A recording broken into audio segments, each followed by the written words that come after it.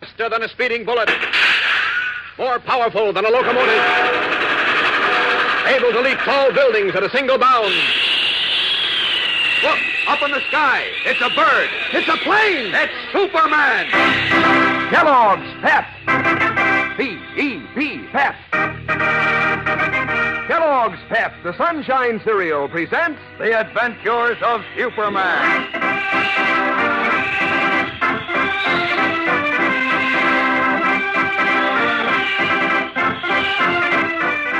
Today, Jimmy Olsen and the giant Daily Planet foreman Boris Archenko have walked into a dangerous trap as Superman, unaware of their plight, continues his search for Editor Perry White.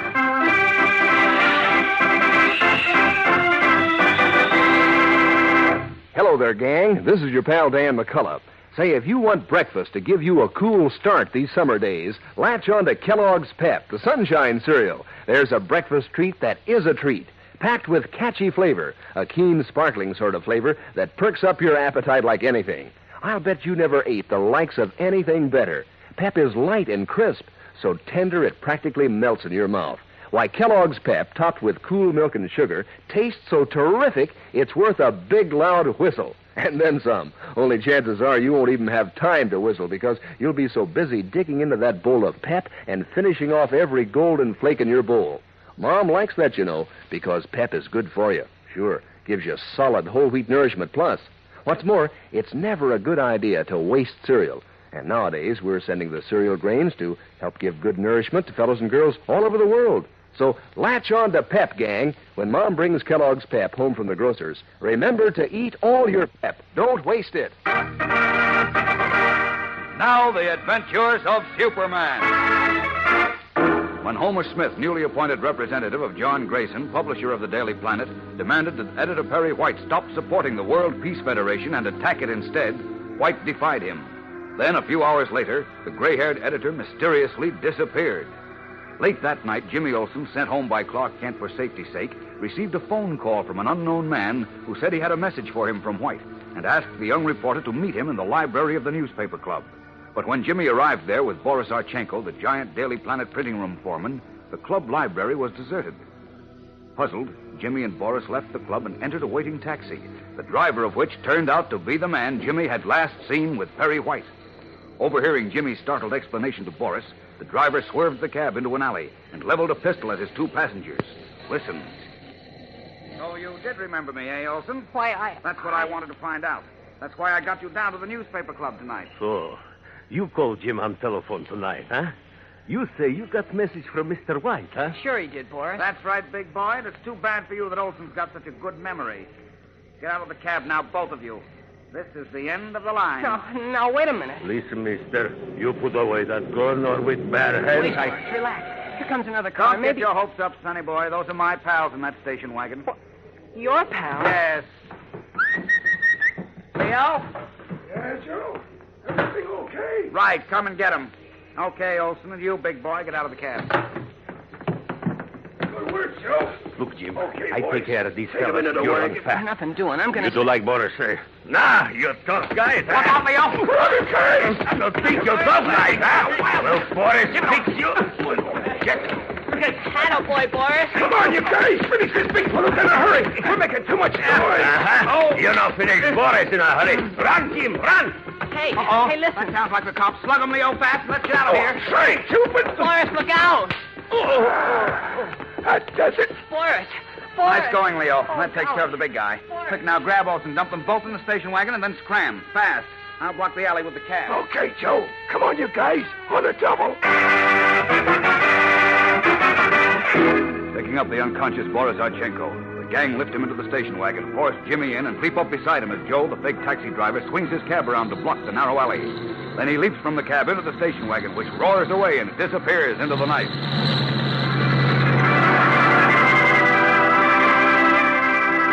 Meanwhile, Superman, believing that Jimmy is safe at home, has streaked from the suburban residence of John Grayson, the Planet publisher, to the Metropolis Hotel, where he had left Lois Lane.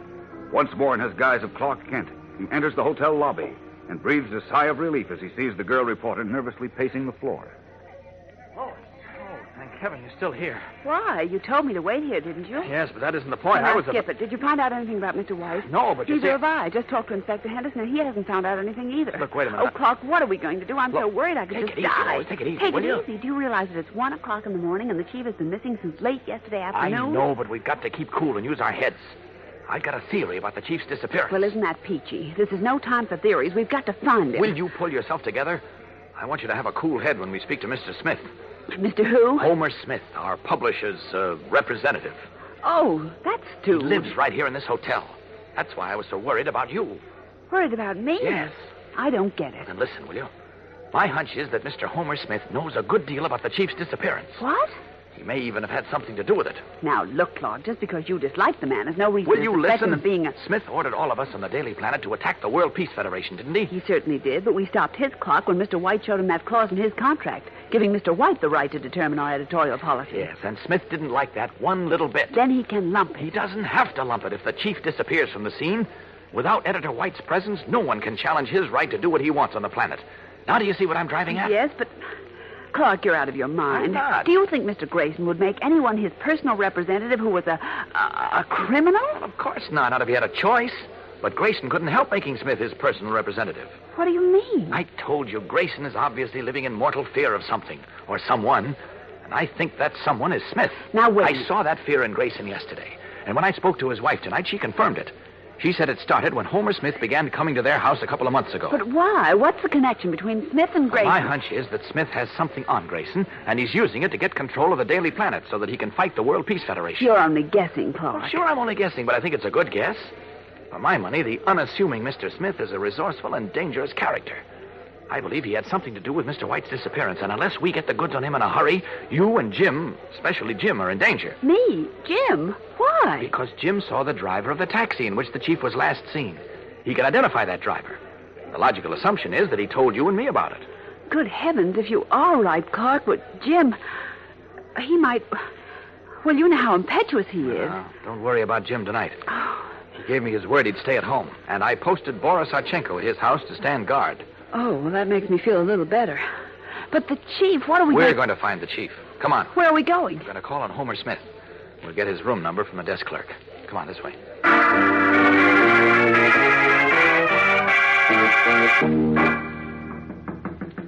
Never mind. Don't waste time knocking, Lois. Smith isn't in his room. How do you know? He hasn't had time to answer yet. I know, but he's not there, I tell you. You can see through the door, I suppose, like Superman. Yes. Oh, stop it, Clark. This is no time for jokes. Dear, why doesn't he answer? Because he isn't there, I said. But it's after 1 o'clock in the morning. So what? Everybody seems to be missing tonight. The chief, John Grayson, now Homer Smith. Grayson, too? Oh, yes, I forgot to tell you. He packed a bag and left his house without telling anyone where he was going. He did. Uh-huh. My hunch is that he, Smith, and the chief are all together someplace, which means bad news for the chief. Will you stop saying these terrible things? I'm sorry. I was thinking out loud.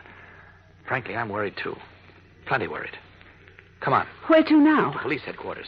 There's something Inspector Henderson has to do, and fast.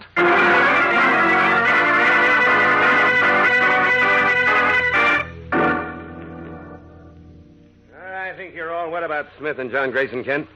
So do I. No, I'm not, Inspector. Now, listen. Don't go into your song and dance again. But I'd only... I'll have Smith investigated if it'll make you feel any better. Well, it will, but we can't wait for that. You've got to trace Smith and John Grayson tonight, right away. I'm certain that trail will lead to Perry White. Now, look, Kent. I've got the whole department hunting for Mr. White. We can't split up and start looking for everybody else under the sun just because you sell yourself a cockeyed idea. But it Besides, isn't a cockeyed idea. I think it is. I know it is. Look. Grayson wouldn't sell out to anybody wanting to undermine the World Peace Federation. I know Grayson. He's too big, too intelligent to do that. That's what I've been telling Clark, Will you Inspector. please both listen to me? I tell you, Grayson hasn't changed his convictions. He's scared half out of his wits. I believe it's Homer Smith he's scared of. I'm You not- know? That goes for me, too. Well, of all Say the it, Kent. stubborn... That's my phone. All right. Anderson speaking. Oh, yes, Healy. You did? Where? Are you sure? Uh-huh. How about the driver? Oh, he did, huh? Okay, I'll be right out. Stay there.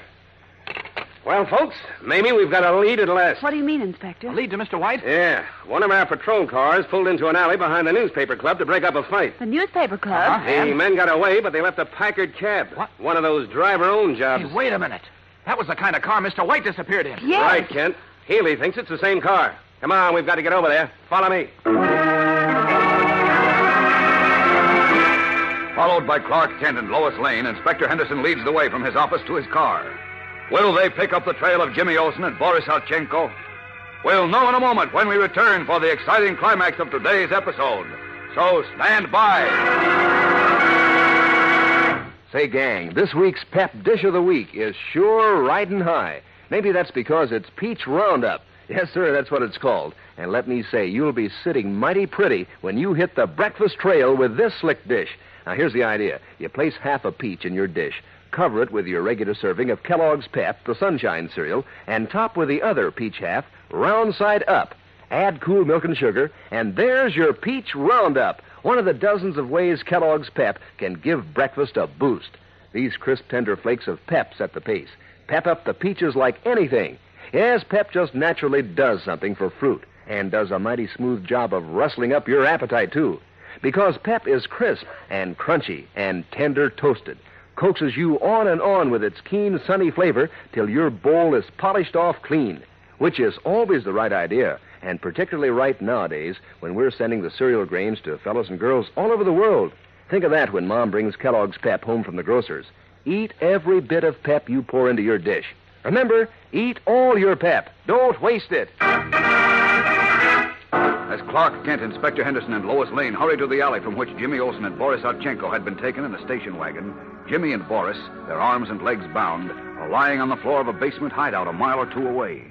Half a dozen men playing cards at a nearby table pause in their play as one of their number, a hard-faced man named Leo, talks on the telephone. Now, listen, Joe. That kind of job costs more money. I think he's talking about us, boys. Hey, Sheriff, you stop monkeying with them ropes. It won't do you no good. Shut up, Nick. Yeah? Go on, Joe. 500 extra? Well, I guess that'll be okay. Sure, we'll take care of him right away. Okay. Yeah, relax.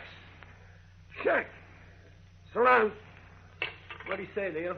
He says we rub out these two guys, but quick. What? Boris, did you hear that? Holy smokes, that's, Come on, let's get the job over with and blow. Let me have your gun, Nick. Yeah. Okay, Olsen. And you too, big boy. Get set for the big sleep. His eyes wide with terror, his heart pounding, Jimmy Olsen watches the man called Nick take a revolver from a shoulder holster and hand it to Leo. Fearfully, his panic-stricken mind rejects the remote possibility of being saved now, even by Superman. Is there a chance? How can Superman pick up the trail of Jim and Boris in the scant seconds remaining before the cold-blooded gunman begins to perform his ordered job? It seems hopeless. But is it? Don't fail to listen to tomorrow's tense and exciting episode, which tells the story, fellows and girls. Be sure to tune in tomorrow, same time, same station. And remember, for breakfast, it's Kellogg's Pep. For excitement, the adventures of Superman.